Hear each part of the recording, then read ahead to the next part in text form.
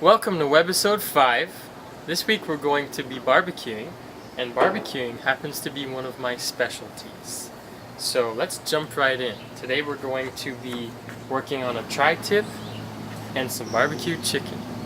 Alright, the first thing we're going to do is take this chicken. Now the chicken that I'm using is a typical frying chicken, and let's go ahead and spread this out on the plate so we can season it like such.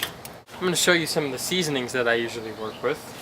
First we're going to douse it with some salt. I've got some Himalayan pink salt right here. Give a good coating of that. And then we're going to put some onion powder, as well as some garlic powder. Now garlic powder, I always apply generously. Now, let's go ahead and put this on barbecue.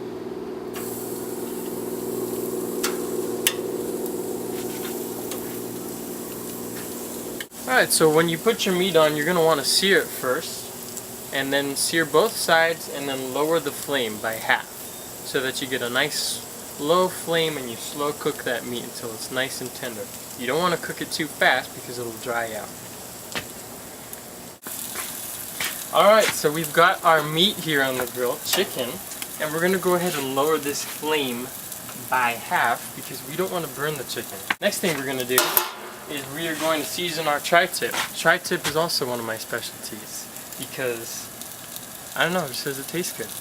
So, I think we're going to use some kosher salt. Everything tastes better kosher, right? So, let's put this on, not too generously. We're just going to give a nice light coating on this tri-tip, just so you can start to see it. Kosher salt is always a little bit more stronger than regular salt, so you don't have to use it as much.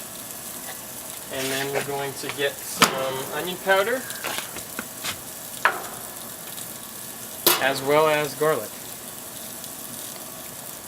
Now it looks like I'm putting a lot on, but you have to understand that most of it burns off from the fire, so you want to put enough on.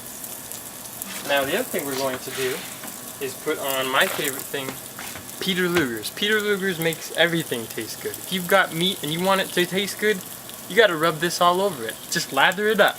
It's gonna taste great. So I'm gonna put this on and we'll be right back. Now as you can see, I've got a large kitchen spoon here, and the thing I like to do with applying the sauce is use a spoon. Typically people use a meat painting brush to smear it on, but I find that when you use a brush, it rubs the spices off. So I like to use a spoon. Now this I'm going to apply rather largely and generously. And then we're going to put this on the grill, and it's going to stretch out. Now this thing is a beast. This is, I think, just over 2 pounds solid cow. But we're going to want to season that other side, like I said. Alright, so this chicken is starting to cook up nice right now. Very nice. We're going to flip it over.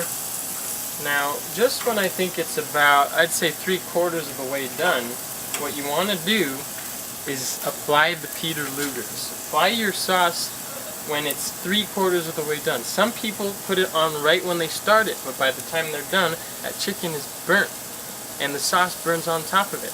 My trick is I put it on when it's almost done, so that it gets a caramelized flavor, it gets a caramelized texture and doesn't burn up all the way. That's the way I like it. And also, this tri-tip has been up, and we want this to get nice and seared so the juices stay locked inside. I think that looks about good. We're going to go ahead and flip that over. Oh yeah, that's crazy good right there. That is crazy good. I am going to tell you my next trick, which is every time I flip this meat over, I'm giving it another coat of Peter. Alright, so this meat is now seared on both sides, so I'm going to go ahead and flip this again and then lower the flame.